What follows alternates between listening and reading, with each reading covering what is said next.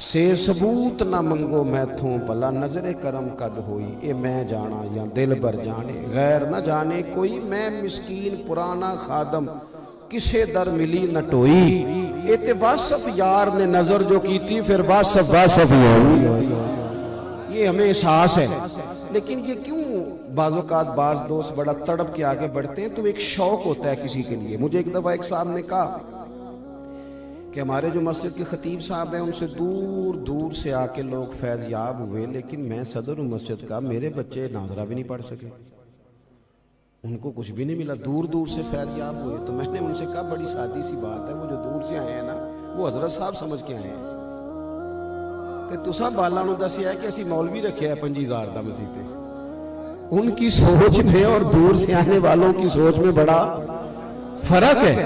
جب کسی بندے کا کشکول ہی سیدھا نہ ہو، جب اس کا وہ اعلیٰ حضرت کا پیر خانہ مہرہرہ شریف، وہاں سید آل حمزہ صاحب غالباً اچھے میاں انہیں کہا جاتا تھا، ان کی خدمت میں ایک شخص آیا تو آ کے کہنے لگا جی مرشد کوئی نہیں ملتا، تو فرمانے لگے چل طلب تو پیدا کرنا، طلب پیدا ہو جائے تو چیزیں ملی جانے لگا۔ نہیں ملتا ہی کوئی نہیں، کہاں سے ڈھونڈیں؟ کچھ لوگوں کو ساری زندگی کوئی نہیں ملتا کیونکہ وہ خود سب سے بڑے ہوتے ہیں، تو ان کو کیسے کوئی ملے؟ بلندی بڑی ہوتی ہے، کیسے کوئی ملے؟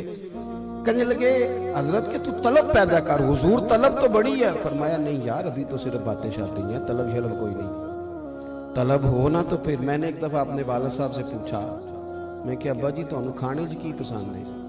تو سادے بندے دے جواب بھی سادے ہوندے سن۔ فرمان لگے پتر جے تے بھوک لگی ہوئے تو پھر تے سارا کچھ ہی پسند ہے، تو جے بھوک نہ لگی ہوئے تو پھر نخرے نخرے نے، اے نہیں کھانا تے دل نہیں منتا، بھوک لگ جائے تو پھر تے مزہ ہی بڑا ہوتا ہے، وہ جو بھی مل جائے وہ مزہ دے جاتا ہے۔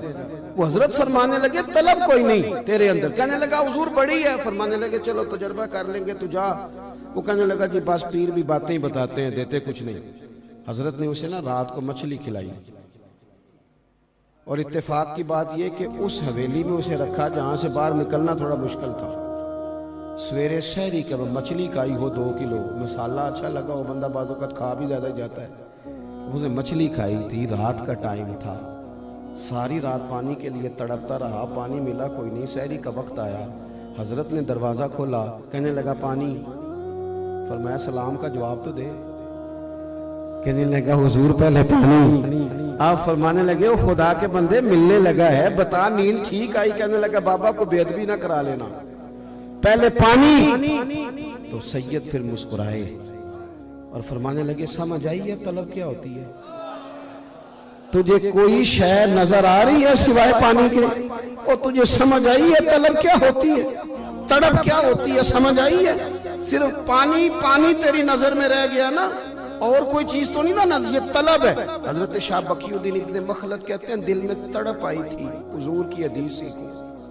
او یارو بڑے بڑے شاعروں ادیبوں کو پڑھتے ہو، کہتے ہو کمال لکھا ہے، کل فلاں نے کمال لکھا ہے، کبھی کشکول سیدھا کر کے میرے رسول کا ایک فرمان پڑھو، اس کی طلب بھی پیدا کرو جس طلب میں امام بخاری گلی گلی گئے، حضرت امام مسلم گلی گلی گئے، کبھی اس طلب کا ذوق بھی دیکھو۔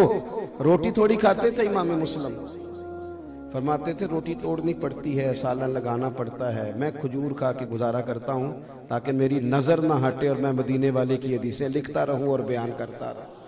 حضرت شاہ بقی الدین ابن مخلد کہتے ہیں طلب لگ گئی تھی حضور کی حدیث کی، وہ سرکار کا فرمان نا، نبی پاک کا فرمان، حضور کی باتیں، ککھ سواد نے مشری اندر اساں کھنڈا میں چک ڈٹھیاں، اینا ساریاں شیواں نالوں گلاں سجن دیاں مٹھیاں۔ کہتے ہیں وہ طلب لگ گئی تھی کہ ایک حدیث اور ملے، ایک حدیث اور ملے، یہ بھی کوئی مزہ ہے، یہ بھی کوئی سرور ہے۔ کوئی ضروری تو نہیں نا کہ آپ کو صرف اشعار کے اندر ہی اور اچھے سر والے نعت خان سے ہی آپ کو لطف آئے گا، یہ ذائقہ ہے، اسے لے کے دیکھو۔ ہمیں صحیح بخاری بتاتی ہے، صحیح بخاری اگر کسی صحابی کو پتا چلا نا کہ حضور کی ایک حدیث دمشق میں موجود ہے، تو لوگوں نے مدینے میں بیٹھ کے گھوڑے پر دمشق کا سفر کیا اور حضور کا فرمان سیکھا۔ یہ صحابہ کی طلب تھی، شوق تھا، بڑھتے تھے۔ شاہ بقی الدین ابن مخلد کہتے ہیں طلب لگ گئی، میں اپنے استاد کے پاس پڑھتا تھا اور میرا شوق زیادہ تھا۔ شوق طالب علم میں اور مرید میں کبھی شوق زیادہ ہونا تو شیخ اور استاد کا فیض بھی ابل ابل آتا ہے، وہ بھی چیزیں اچھل اچھل کے اسے نصیب ہوتی ہیں۔ شرط یہ ہے کہ کچھ سامنے صرف 2-4 لوگ فوٹو کھینچنے والے اگر آئے ہوں تو پھر مجھے بتائیے وہاں نصیب کیا ہوگا؟ اگر لوگوں کا رویہ یہ ہو کہ بس ہمیں تو کچھ چند منٹ کے لیے کانوں کا ذائقہ لینا ہے تو پھر نصیب کیا ہوگا؟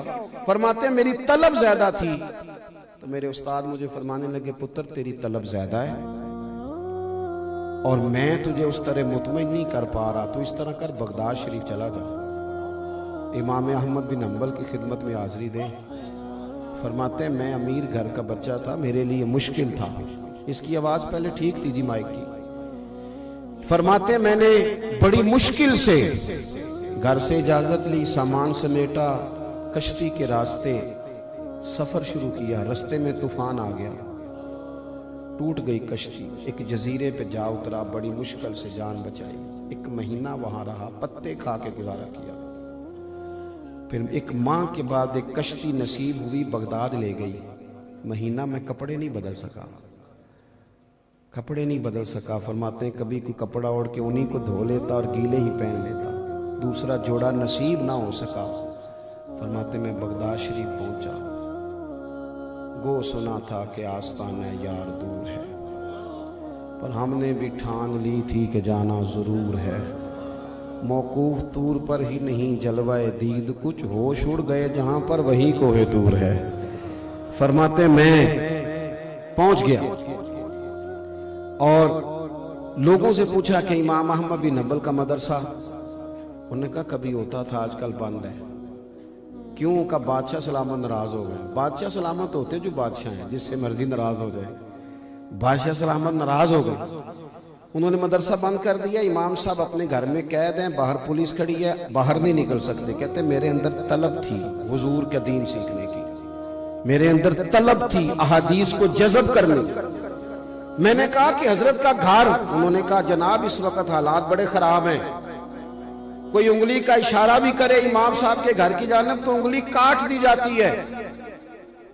وہ تیری آنکھ ہو یا سنگ ملامت کی چبھن، کون پہنچا ہے میرے درد کی گہرائی تک؟ دور شہرت میں تو یاروں نے کیا یاد بہت، پر ساتھ آیا نہ کوئی کوچہ رسوائی تک۔